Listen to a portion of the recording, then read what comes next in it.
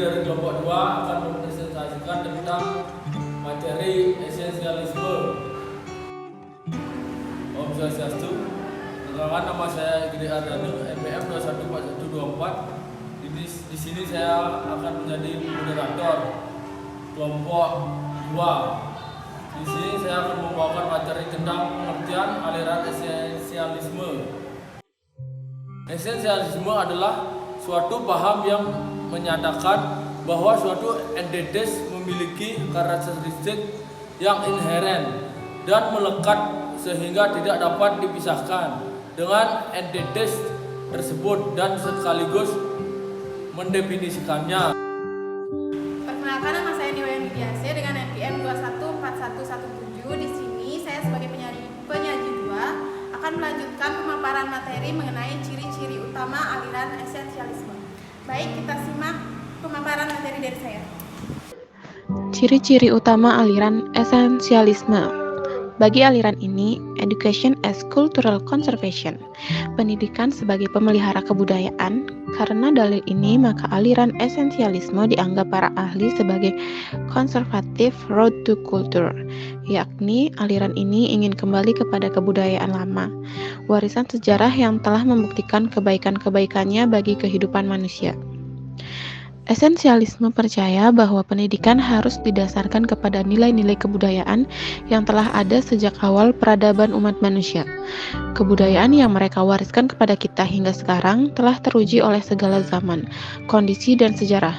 Kebudayaan demikian ialah esensi yang mampu pula mengemban hari kini dan masa depan umat manusia. Kebudayaan sumber itu tersimpul dalam ajaran para filosof ahli pengetahuan yang agung, yang ajaran dan nilai-nilai ilmu mereka bersifat kekal dan monumental. Pemikir-pemikir besar yang telah dianggap sebagai peletak dasar asas-asas filsafat aliran ini, terutama yang hidup pada zaman klasik, yaitu Plato, Aristoteles, dan Demokritus. Plato sebagai bapak objektif idealisme adalah pula peletak teori-teori modern dalam esensialisme, sedangkan Aristoteles dan Demokritus keduanya bapak objektif realisme. Kedua ide filsafat itulah yang menjadi latar belakang tesis-tesis tersebut. Perkenalkan, nama saya Desi Bonise dengan NPM 21482. Di sini saya sebagai penyaji ketiga dengan materi kelebihan aliran esensialisme serta kelemahan aliran esensialisme. Kelebihan aliran esensialisme. Yang pertama, esensialisme membantu untuk mengembalikan subjek matter ke dalam proses pendidikan, namun tidak mendukung paralelisme bahwa subjek matter yang benar adalah realitas abadi yang disajikan dalam buku-buku besar dari peradaban barat. Yang kedua, esensialisme berpendapat bahwa perubahan merupakan suatu kenyataan yang tidak dapat diubah dalam kehidupan sosial. Mereka mengakui evolusi manusia dalam sejarah, namun evolusi itu terus terjadi sebagai hasil desakan masyarakat secara terus-menerus. Kelemahan aliran esensialisme. Yang pertama, menurut esensialis, sekolah tidak boleh mempengaruhi atau menetapkan kebijakan-kebijakan sosial.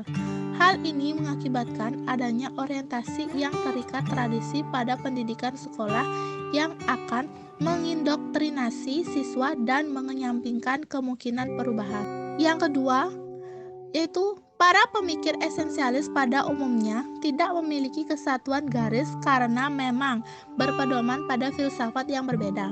Beberapa pemikiran esensialis bahkan memandang seni dan ilmu sastra sebagai embel-embel dan merasa bahwa pelajaran IPA dan teknik serta kejuruan yang sukar adalah hal-hal yang benar-benar penting yang diperlukan siswa agar dapat memberi kontribusi pada masyarakat.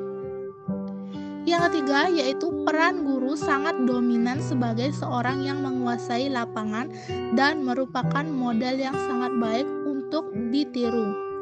Guru merupakan orang yang menguasai pengetahuan dan kelas di bawah pengaruh dan pengawasan guru. Jadi, inisiatif dalam pendidikan ditekankan pada guru, bukan pada siswanya.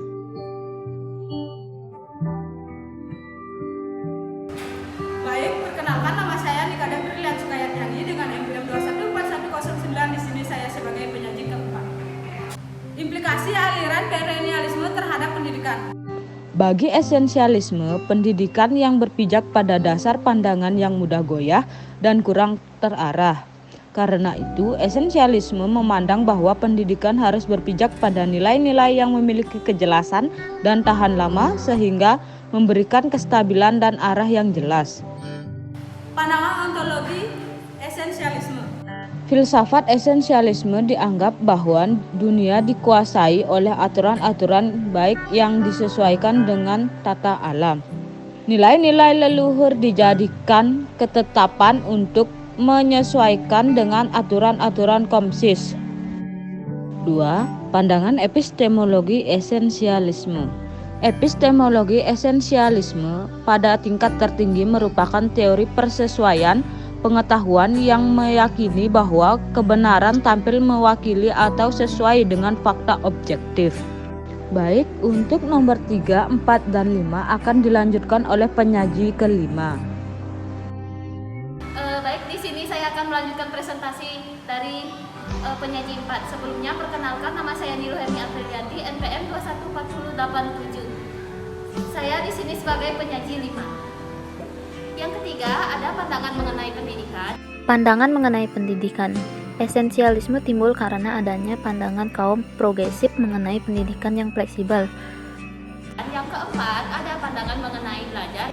Selanjutnya ada pandangan mengenai belajar. Esensialisme yang didukung oleh pandangan idealisme berpendapat bahwa bila seseorang itu belajar pada taraf pemulaan adalah memahami diri sendiri hingga terus bergerak keluar untuk memahami dunia objektif.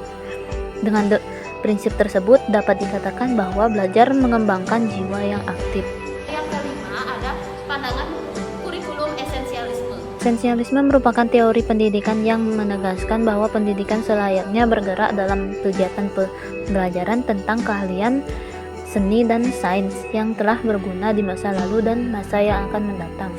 Pada kurikulum esensialisme, pada dasarnya mempunyai kontribusi yang besar terhadap keberadaan manusia seperti membaca, menulis, aritmatika, dan perilaku sosial.